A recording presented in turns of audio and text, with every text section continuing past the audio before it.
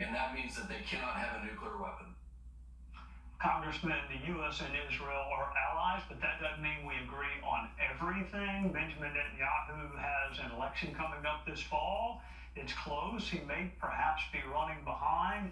Is there any chance his own domestic politics run counter to the broader U.S. goals in the region? Well, domestic politics will always play a role.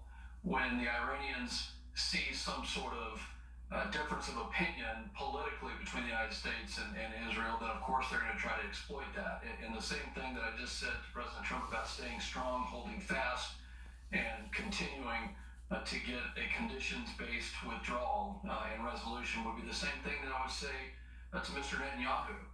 Let's come together as allies, because we are, and let's make sure that the defeat of the Iranian terror regime is the ultimate goal here, and that every end has to be pointed towards that. Let me ask you about another country's more of a nascent ally, Saudi Arabia. There are reports that they are pursuing a nuclear weapon. If Iran gets one, then you know Saudi Arabia is going to want one. Where does this end? I mean, does every country wind up with a nuclear weapon? Well, I think that's the problem with the way that Iran was headed, is that you can't have a terror regime, the largest state sponsor of terror, acquire nuclear capability and basically hold hostage not just the entire Middle East, but the world.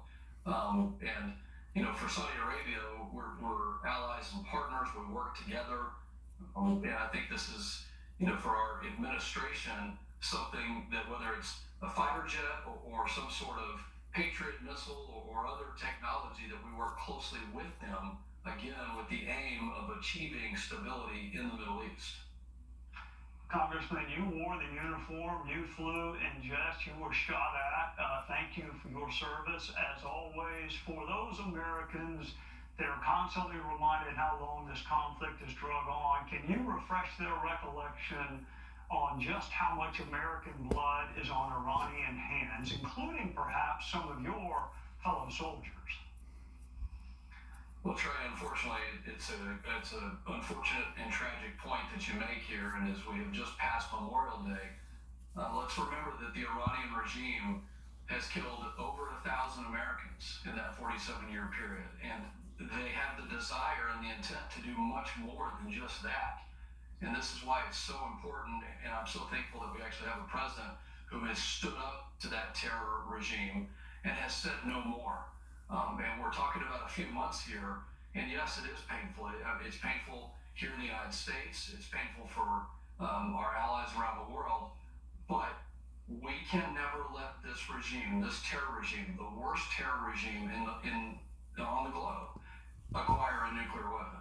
And that is worth the flag that you see behind me, the allegiance that we swear to our Constitution, and protecting those liberties and freedoms. It's worth protecting them from that regime so that they don't come to our shores.